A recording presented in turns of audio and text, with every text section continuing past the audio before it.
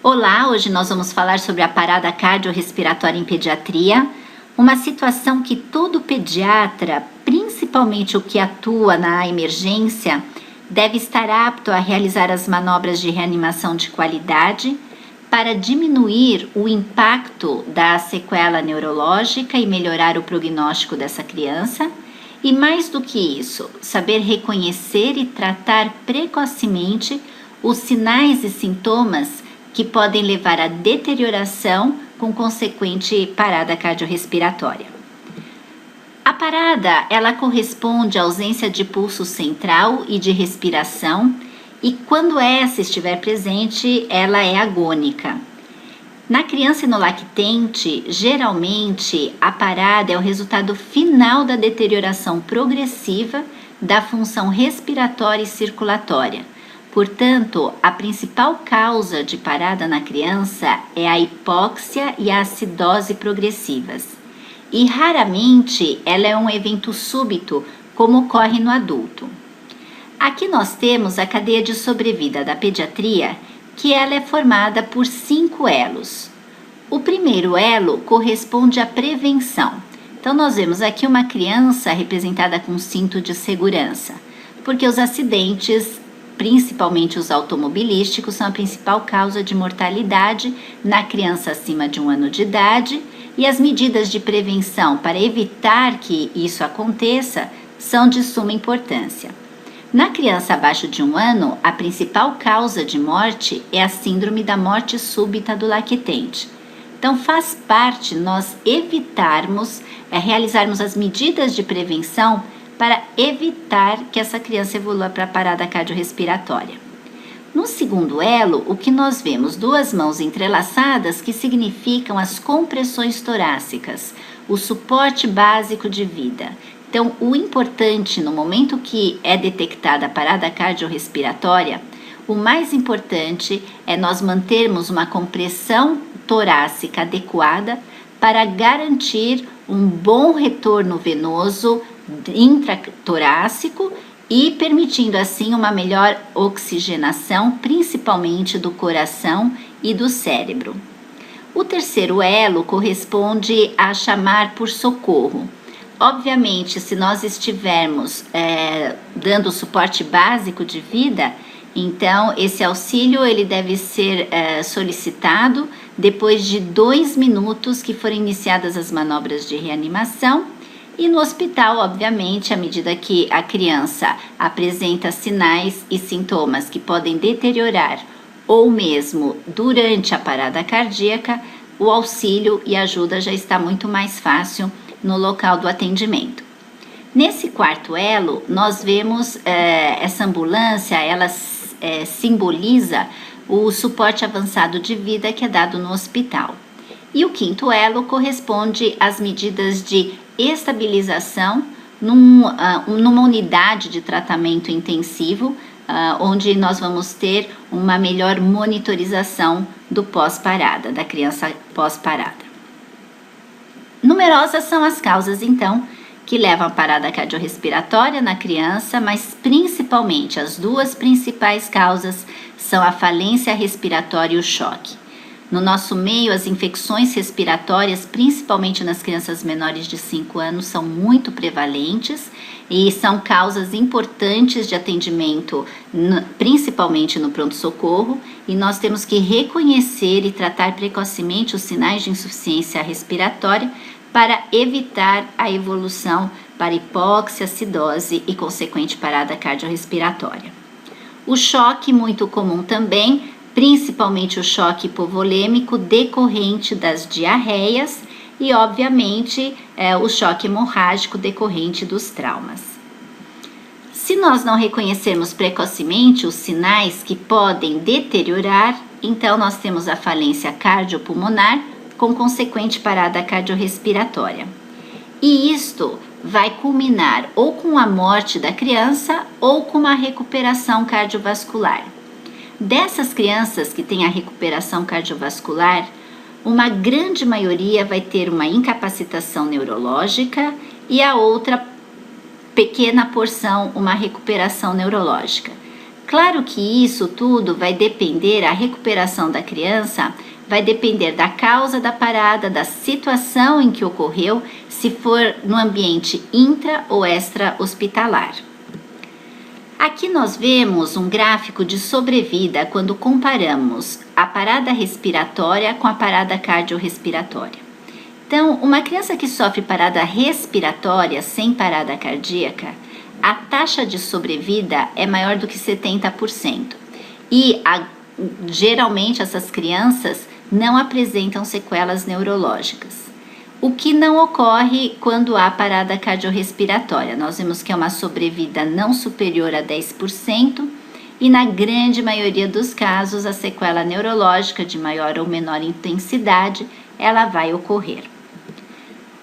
Quando nós lidamos com a parada extra-hospitalar, apesar de todas as medidas e do suporte, se a criança receber um atendimento, nós vemos que a sobrevida é muito baixa, de 6% a 8%, principalmente nas crianças que apresentam ritmo de assistolia ou de atividade elétrica sem pulso.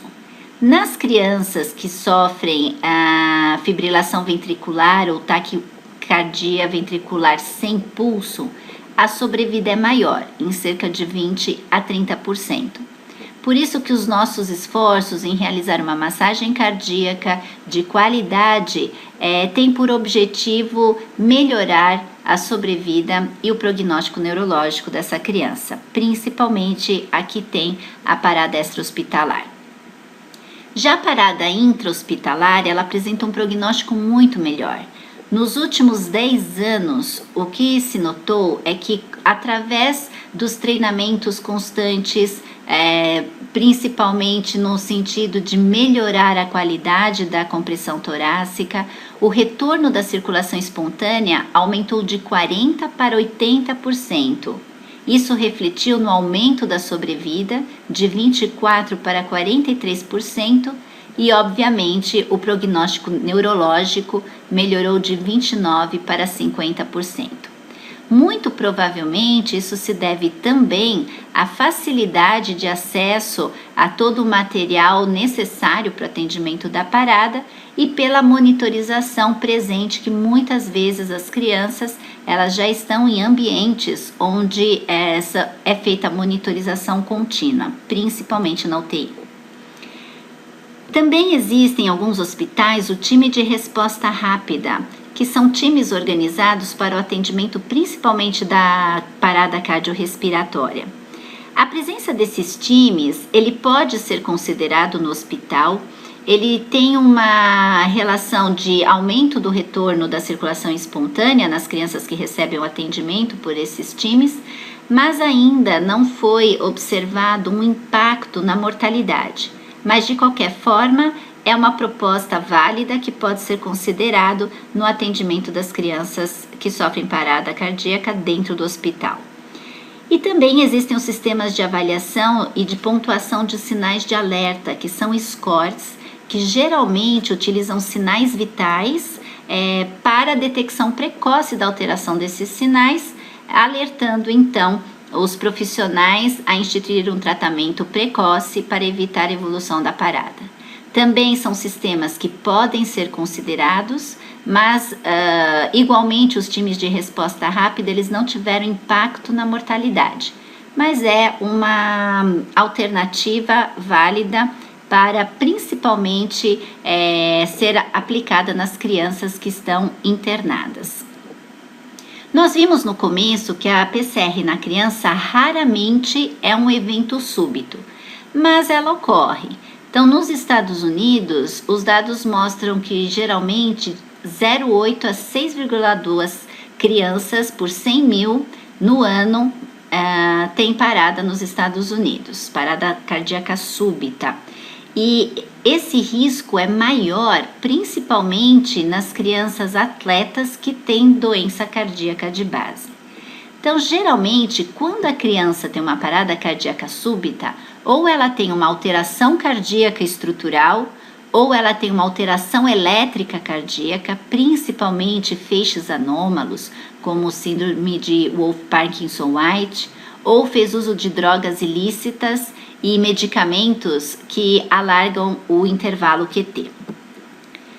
Diante de tudo isso e da importância do atendimento da parada cardiorrespiratória para melhorar a sobrevida e o prognóstico neurológico, em 2015, a American Heart Association, juntamente com experts do mundo todo, se uniram, fizeram análises da literatura e chegaram às recomendações que devem ser seguidas, protocoladas, não de forma obrigatória, mas é uma sugestão para melhorar o atendimento da parada cardiorrespiratória. Então, se manteve a sequência do atendimento do CAB, sendo que o mais importante, o principal no atendimento da parada é a massagem, é a compressão torácica, com o objetivo de aumentar a pressão intratorácica, melhorar o fluxo e a oxigenação do coração e dos tecidos, objetivando o retorno da circulação espontânea. Tendo iniciado a massagem cardíaca, as compressões torácicas, cuidar da via aérea, permitindo então a melhor ventilação. E por fim, então, cuidar da respiração, da ventilação, através do oferecimento de oxigênio e de pressão positiva, melhorando então a ventilação e oxigenação. De qualquer forma, óbvio que quando estamos no hospital, essa sequência de CAB, ela ocorre ao mesmo tempo.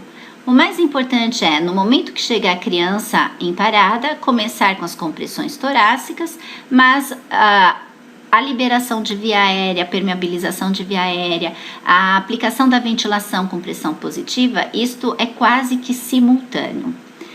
Mas aí existe a grande angústia. Se a causa de parada da criança é por hipóxia acidose, então a parte ventilatória é mais importante, por que não manter a sequência antiga do ABC? Isso de fato faz sentido, mas o que se observou é que quando é feito o atendimento da parada por um socorrista, o retardo na liberação da ventilação é de 19 segundos. Em 2 socorristas é de 9 segundos para a primeira ventilação. Então, é um período muito pequeno, quer dizer que não vai interferir no resultado final, principalmente no que diz respeito à ventilação. Portanto, esta sequência do ABC pode ser usada, mas a American Heart, as novas recomendações, mantém ainda o CAB por uma praticidade. Mas se o serviço quiser adotar o ABC, isto pode ser mantido. Aqui no HU, nós mantemos a sequência do CAB. Então, vamos começar a falar sobre o C, a parte da circulação, a parte importante que é a compressão torácica, a administração de drogas e o acesso venoso. Então, mais importante, reconhecer a ausência de pulso através da palpação no lactente, do pulso braquial ou então também do pulso femoral. Na criança, quando nós nos referimos à criança, é a criança a partir de 1 ano de idade. Quando nós nos referimos ao lactente, é a criança menor de 1 ano de idade. Então, na criança, a palpação do pulso central vai ser o carotídeo e também o femoral. A compressão torácica, ela deve ser de qualidade. E o que quer dizer compressão torácica de qualidade? Ela deve ter uma boa profundidade, uma boa frequência e permitir o retorno completo do tórax. Nesse trabalho, o que foi observado é a qualidade da compressão, da sua profundidade durante a reanimação da parada pediátrica hospitalar. Então, o que foi observado? Que as crianças que receberam uma compressão torácica com menos de 5 centímetros de profundidade, o retorno da circulação espontânea foi menor quando comparado às crianças que receberam a compressão torácica com uma profundidade superior a 5 centímetros. E a taxa de sobrevida foi menor nas crianças que receberam uma compressão com profundidade menor que 5 centímetros, comparadas às crianças com compressão com profundidade maior do que 5 centímetros, e isso refletiu no prognóstico neurológico. Então, as crianças que tiveram uma massagem mais efetiva tiveram um prognóstico neurológico melhor. Isso tudo por quê? Porque quando nós mantemos uma compressão com uma profundidade adequada, nós melhoramos a pressão de perfusão coronariana. E quanto melhor a pressão de perfusão coronariana, maior é a possibilidade do retorno da circulação espontânea.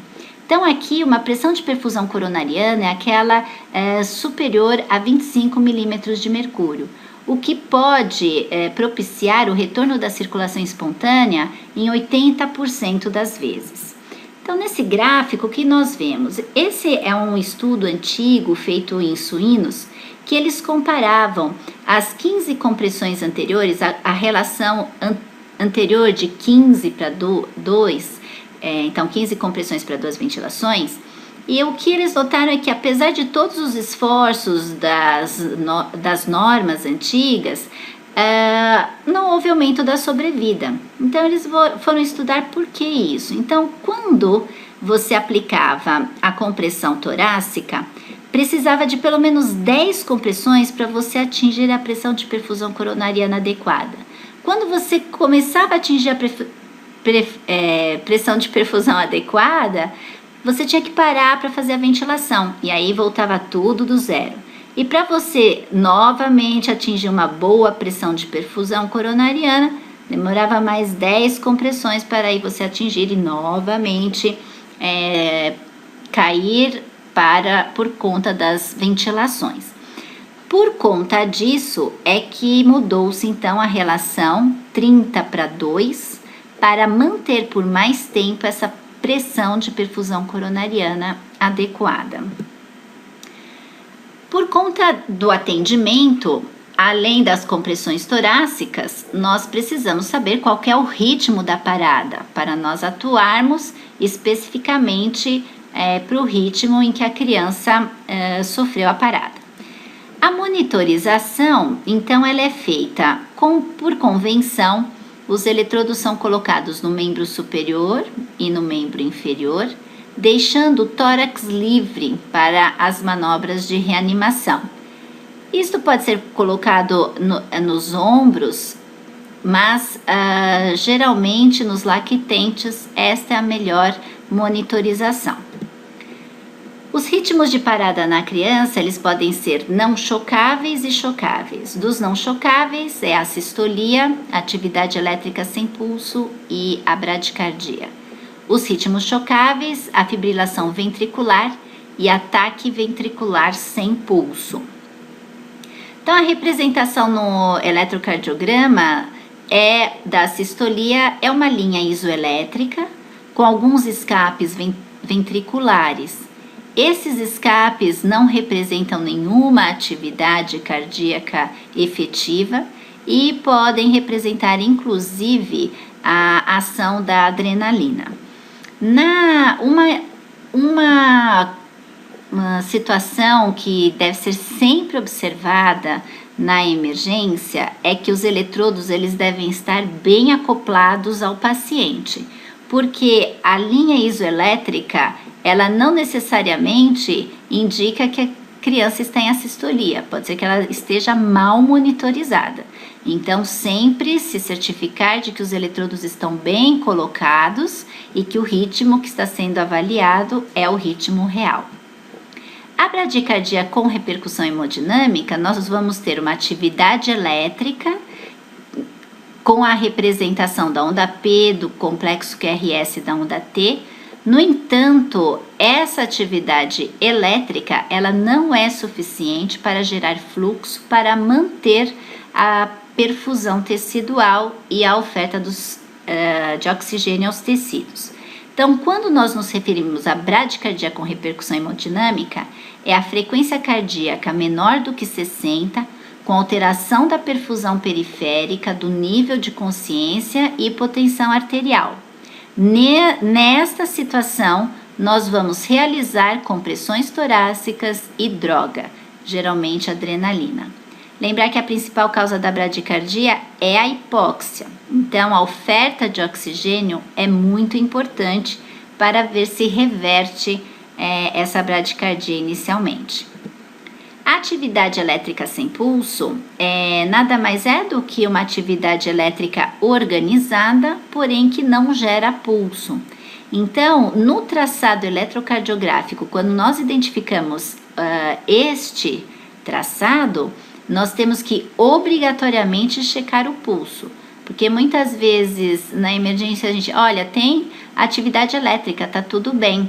Não tá tudo bem, e aí se retardam as manobras de reanimação e isso impacta no prognóstico. Então, o pulso deve ser palpado. Na taquicardia ventricular, nós vemos, são focos ectópicos, onde há alargamento do QT, geralmente é um foco ectópico que causa a taquicardia, com alargamento de QT, e isto não gera fluxo. Então, a criança apresenta ritmo de colapso e deve ser tratada com massagem cardíaca, né, com as compressões torácicas e com o choque, com a desfibrilação. Na fibrilação ventricular, nós vemos um ritmo desorganizado devido a vários focos ectópicos no miocárdio que não geram contração eficiente e não geram fluxo. A fibrilação ventricular também deve receber as compressões torácicas e o choque através da desfibrilação. Portanto, as compressões torácicas elas vão ser realizadas tanto nos ritmos chocáveis quanto nos ritmos não chocáveis. E a frequência da compressão adequada é de 100 a 120 compressões por minuto. Deve-se permitir a completa expansão do tórax a cada compressão para permitir o retorno venoso, o enchimento ventricular e a distribuição desse sangue para as coronárias e para o cérebro, evitar a interrupção entre as compressões e evitar a ventilação excessiva, porque o aumento da pressão intratorácica diminui o retorno venoso e prejudica a circulação cardíaca e cerebral, e também é muito comum, como forma de ventilar a criança em parada cardiorrespiratória num primeiro momento, oferecer a pressão positiva através do ressuscitador manual. A distensão gástrica vai comprimir o tórax e isso vai favorecer a diminuição do retorno venoso e das suas consequências. Começando pelo lactente, então a criança menor de 1 ano, a compressão torácica ideal é esta. É a técnica de englobar o tórax da criança com as 2 mãos, colocando os polegares sobre o osso externo. Esta técnica, ela tem como limitação o tamanho do tórax da criança, tórax grande não dá para utilizar essa técnica, e também a mão do ressuscitador. Então, nessa técnica, ela é preferida por quê? Porque ela é a técnica que permite uma melhor pressão de perfusão coronariana. Então, abaixo da linha intermamilar, os dedos polegares vão ser posicionados, sobrepostos, em cima do osso externo. E a compressão vai ser feita na frequência de 100 a 120, com uma profundidade de 4 centímetros. Isso corresponde a mais ou menos 1/3 do diâmetro anteroposterior do tórax. Se a técnica anterior não for possível, outra forma é colocar os 2 dedos paralelos e perpendicular em cima do osso externo, abaixo da linha do mamilo. Nesta posição, também pressionar o tórax 1/3 a 4 centímetros na frequência de 100 a 120 por minuto. Já na criança maior, então na criança acima de 1 ano, nós utilizamos a região hipotenar, que vai ser colocada no terço inferior do externo. Então, na linha intermamilar, Na região inferior do externo, a mão com a sua porção hipotenar vai ser colocada para realizar a compressão. Pode ser realizada com uma mão ou com duas mãos entrelaçadas. Aqui nós temos o resumo, então, de como devem ser as compressões. O recém-nascido, ele é um tema à parte, nós não vamos abordar aqui. No entanto, o atendimento do recém-nascido na emergência, ele é diferente do atendimento oferecido na sala de parto, no recentemente nascido. Então, o recém-nascido, de acordo com o socorrista, pode ser mantida a reanimação na frequência 3 compressões para uma ventilação ou 15 compressões para 2 ventilações. Já o recém-nascido cardiopata, ele deve receber 15 compressões e 2 ventilações. Também respeitando 1/3 do diâmetro antero-posterior do tórax, numa frequência de 100 a 120 por minuto. No lactente na criança, um socorrista manter relação 30 compressões, 2 ventilações, e com 2 socorristas, que é na grande maioria das vezes o atendimento intra-hospitalar, a relação 15/2. Comprimir com 5 centímetros de profundidade, numa frequência de 100 a 120. O adolescente e adulto, independente, 1 ou 2 socorristas, vai manter a relação 30/2 e com 5 centímetros de profundidade, numa frequência de 100 a 120. Então, este aqui é o algoritmo do atendimento dos ritmos de parada, tanto chocáveis quanto não chocáveis, na emergência. Então, o primeiro passo é reconhecer a parada, iniciar as manobras de reanimação e colocar o monitor. Então, fazer a monitorização para avaliar qual que é o ritmo. Se o ritmo for chocável, então nós temos ou uma fibrilação ventricular ou um ataque ventricular sem pulso. Nesse caso, está indicado o choque. O primeiro choque é com 2 joules por quilo. Após o choque, realizar as manobras de reanimação por mais 2 minutos e aí sim solicitar o acesso venoso ou intraósseo. Após 2 minutos de reanimação, checar novamente o ritmo. Se o ritmo for chocável, aplicar o segundo choque e esse 4 joules por quilo. Nos novos guidelines, o primeiro choque ele pode ser de 2 a 4 joules por quilo. Mas choques menores, geralmente mais baixos, eles são suficientes para reorganizar o miocárdio. Então, preconizou-se manter 2 joules por quilo, o primeiro choque, e o segundo choque, 4 joules por quilo. Então, nós estamos aqui no segundo choque.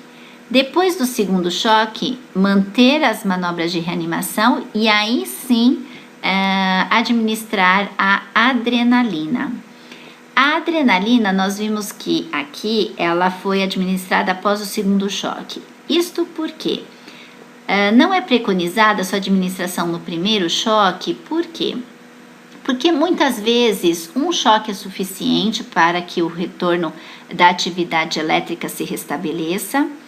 E se forem necessários mais choques e mais adrenalina, a dose de adrenalina cumulativa vai piorando a função miocárdica por aumento da demanda do oxigênio, pode causar mais taquiarritmias e piorar o prognóstico.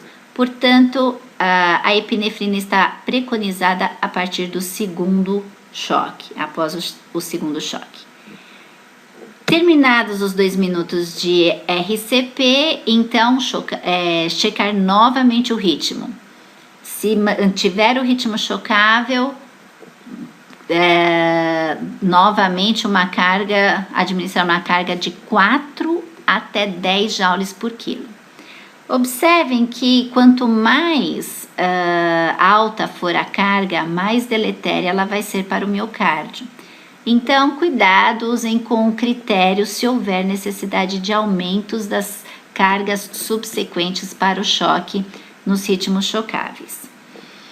Depois da administração da adrenalina, dos 2 minutos de RCP e do novo choque, o próximo passo é manter as compressões, manter as manobras de reanimação e aí administrar ou a amiodarona ou a lidocaína em bolos.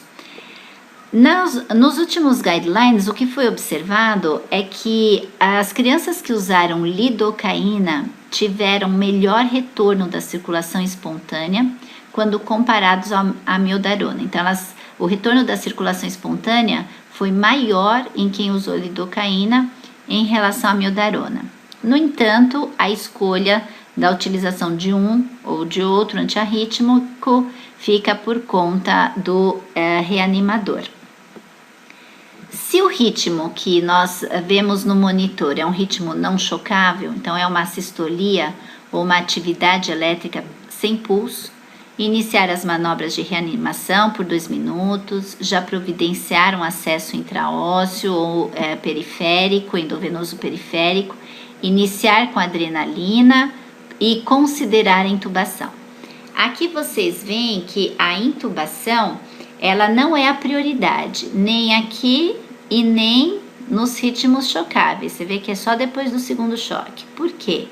O mais importante é manter a compressão torácica de qualidade. A via aérea, ela pode ser manipulada inicialmente com ressuscitador manual e ventilação com pressão positiva. Não há necessidade de intubação imediata. Há necessidade de você manter uma boa ventilação. Se o ritmo depois de 2 minutos nos ritmos não chocáveis se mantiver igual, continuar as manobras de reanimação. Lembrar só que quando houver esta situação onde nós temos que reiniciar as manobras de reanimação por 2 minutos, sempre trocar os reanimadores. Então, quem está na massagem vai para a via aérea, quem está na via aérea vai para a massagem. Isso tudo para manter a qualidade da compressão torácica.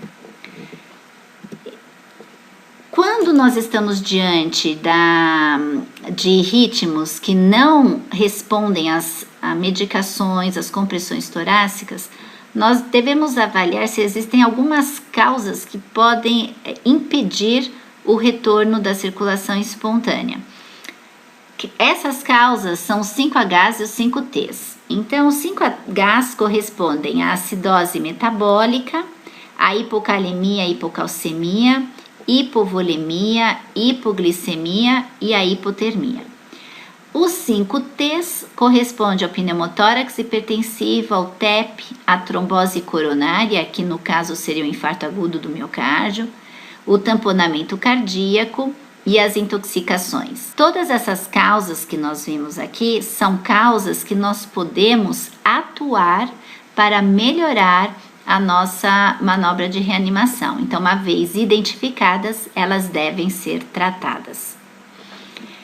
E essas drogas, adrenalina, amiodarona, lidocaína, se necessário, nos ritmos chocáveis, elas devem ser administradas por via endovenosa ou via intraóssea.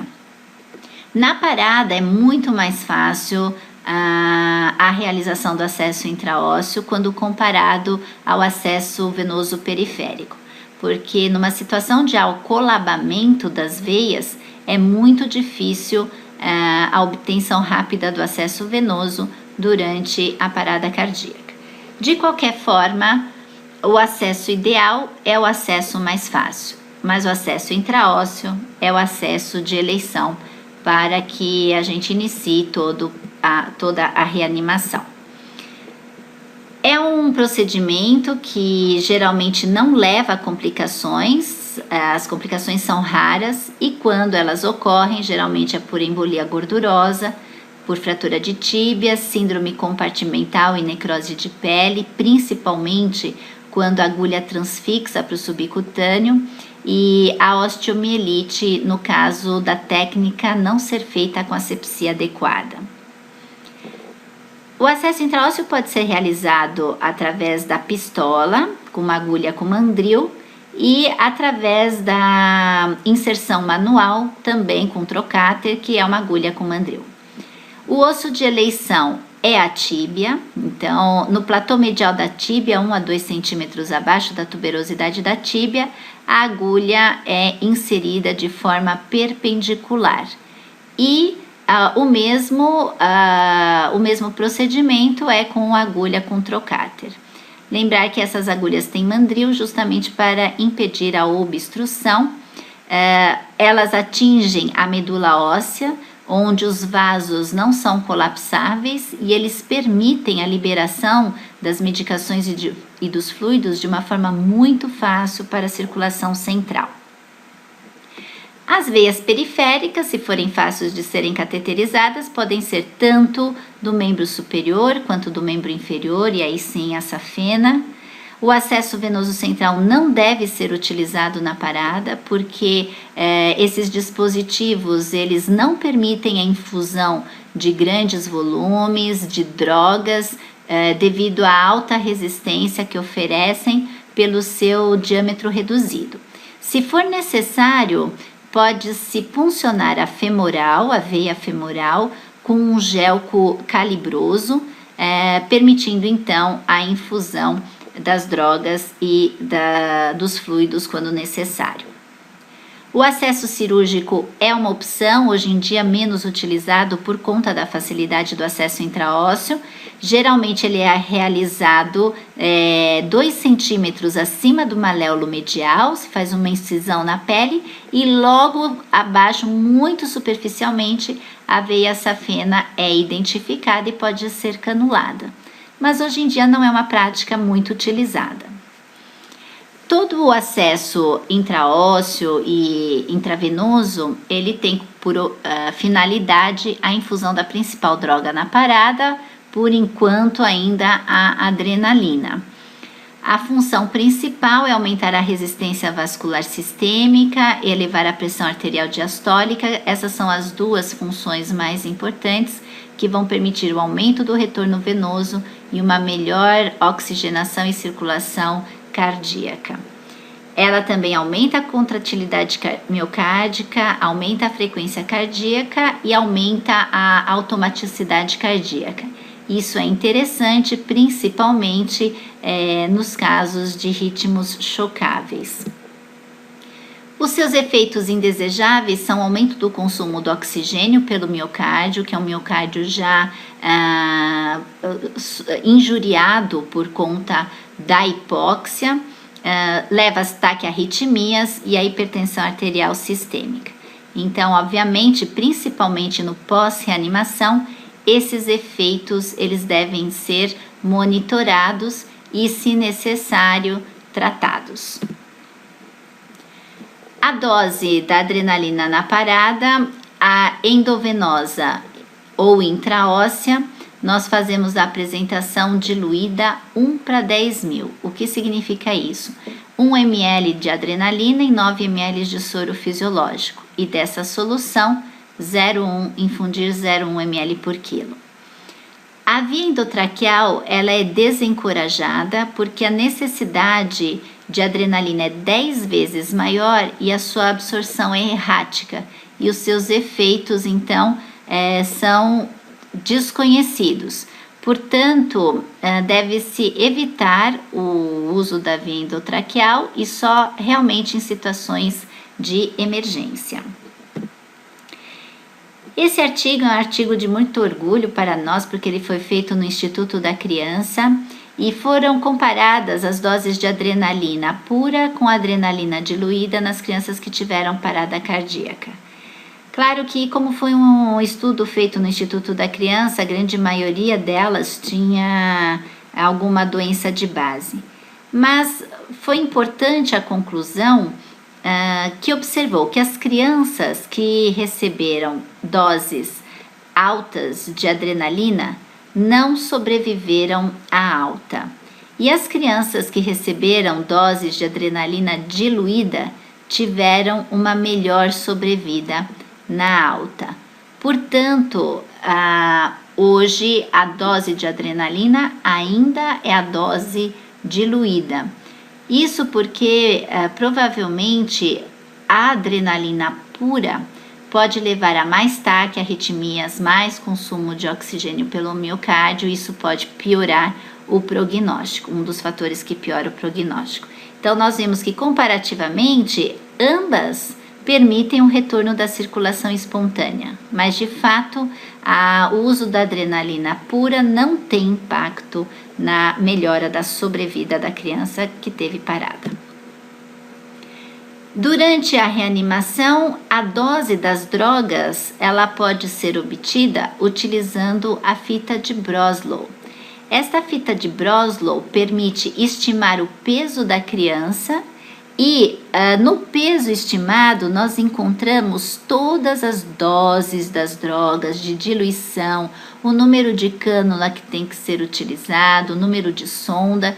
Então é uma fita bem interessante, nós temos no nosso pronto-socorro e ela frequentemente é utilizada nas situações de emergência.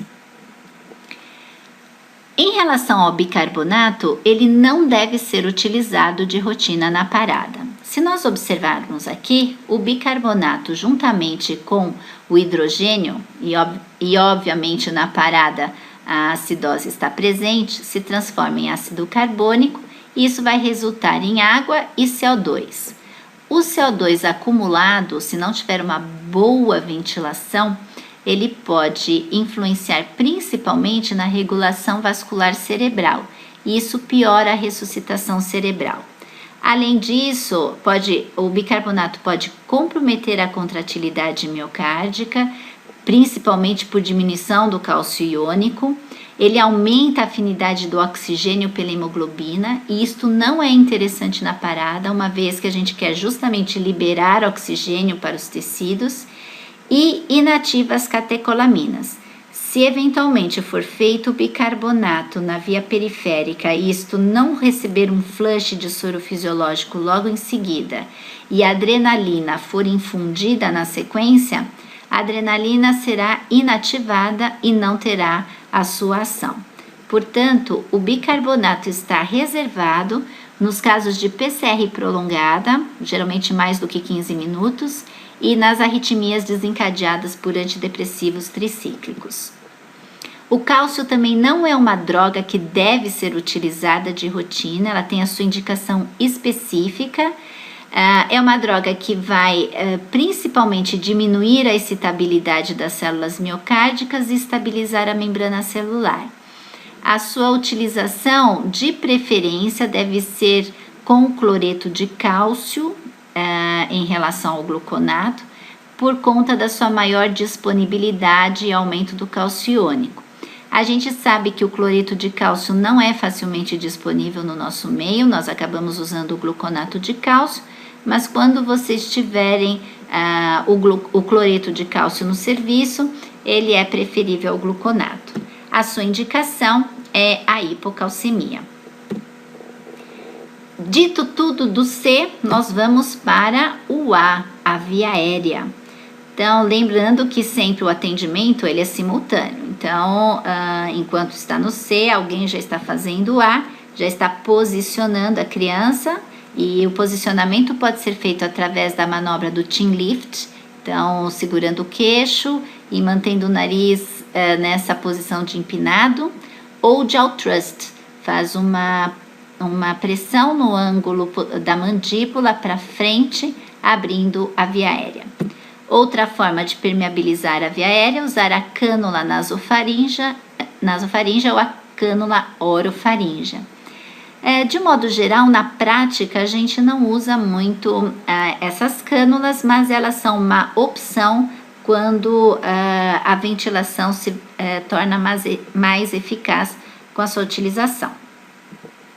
Em relação à respiração, então a ventilação ela vai ser garantida inicialmente com o ressuscitador manual. O ressuscitador manual ele deve ter um reservatório que vai favorecer a oferta de oxigênio numa fração quase a 100%, e a máscara deve ser transparente com um coxim macio para uma boa adaptação na face da criança. Essas máscaras têm uma vantagem de possibilitar avaliar a cor, se há cianose ou não, ou eventualmente secreções. Essas máscaras devem ser evitadas de serem utilizadas. No entanto, se for a única máscara disponível no serviço, é ela que vai ser utilizada. O tamanho do reservatório vai depender da idade da criança, mas o mais importante é que ele deve gerar um volume suficiente para expandir o tórax. Então, este volume ele é adquirido usando-se reservatórios de 500 ml para lactentes e 1000 ml para crianças. Mas, se por exemplo, no serviço existir um reservatório muito pequeno para aquela criança e outro muito grande, sempre usar o maior e controlar a pressão para expansibilidade torácica no reservatório, propiciando então, evitando uma pressão excessiva e barotrauma. A relação da ventilação com pressão, uma vez que é feita com a ventilação bolsa, válvula, máscara, quando a gente usa a bolsa, válvula, máscara, a gente usa em duas situações, ou com a máscara ou com a cânula orotraqueal. Se a criança ainda não foi entubada, mantém-se a relação 15:2, então a sincronização de compressão e ventilação. A partir do momento que a criança foi intubada, esta sincronia já não acontece mais. Então, um reanimador mantém as compressões torácicas e o outro mantém uma ventilação a cada 6 a 8 segundos. Esta relação de ventilação, uma ventilação a cada 6 a 8 segundos, é para as crianças que tiveram parada cardiorrespiratória. Se a criança tiver só uma parada respiratória, a relação da ventilação é de 1 a cada 3 a 5 segundos. A intubação, então, ela é a via definitiva, ela é preferível, mas ela não é obrigatória, então o mais importante é manter uma boa ventilação. E na intubação nós podemos utilizar tanto as lâminas retas quanto a curva, dependendo da anatomia da criança, e as cânulas sem cuff e com cuff, dependendo da patologia que levou à parada. A máscara laríngea é uma boa opção, ela oferece uma ventilação melhor do que a bolsa válvula máscara, porque ela permite, através deste cuff, o vedamento do esôfago, e esta parte da máscara laríngea, onde tem o cuff, ela fica na região supraglótica, e isto permite então uma boa adaptação para uma adequada ventilação.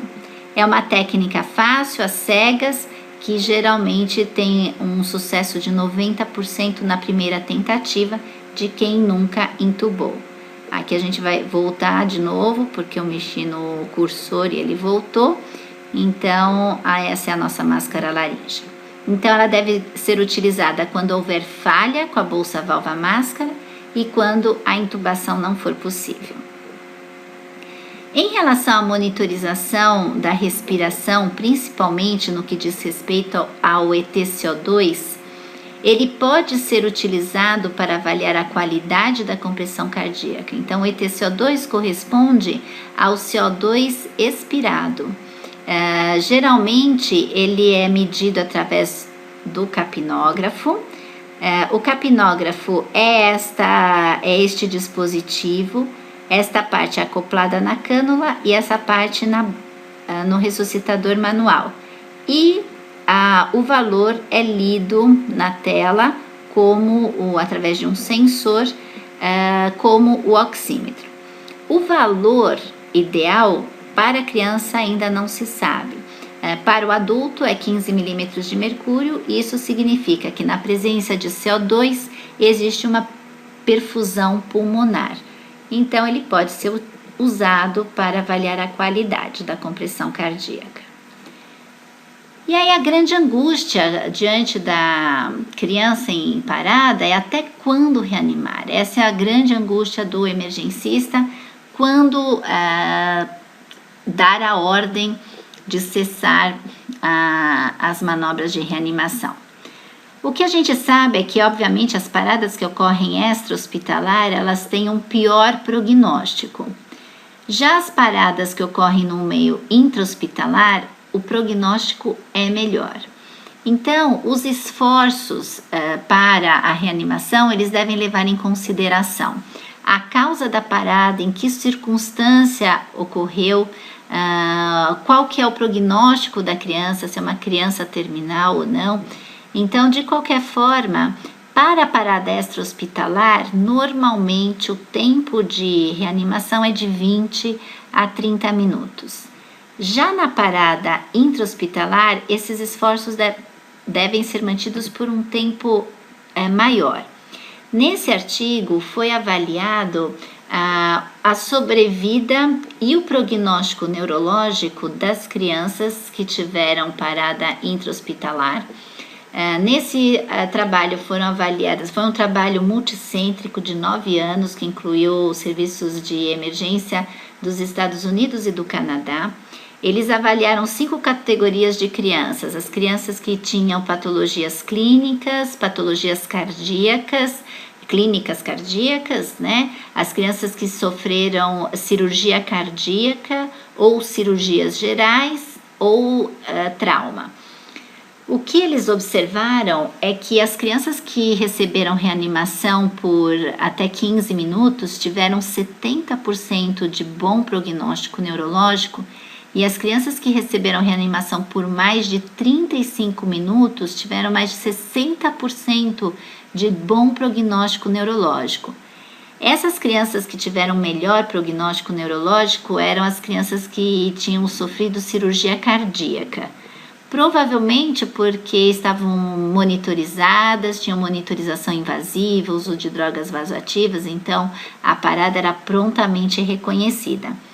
De qualquer forma, quando nós lidamos com a criança que sofre uma parada dentro do hospital, os esforços de reanimação podem ser um pouco mais prolongados. Na emergência, a grande maioria das crianças que nós recebemos são crianças que tiveram parada extra-hospitalar. Então, o tempo é aquele dito anteriormente, de 20 a 30 minutos. E uma observação importante é que na sala de emergência, durante a reanimação, os pais devem ficar presentes. Se forem pais que não vão atrapalhar toda a reanimação, não tem problema eles participarem de todo o atendimento, contanto que tenha uma pessoa do lado explicando tudo o que está sendo feito. Os pais que participam da reanimação, eles aceitam melhor a morte da criança em relação aos pais que não participam da reanimação, são deixados de fora da sala de emergência e só recebem a notícia da morte da criança.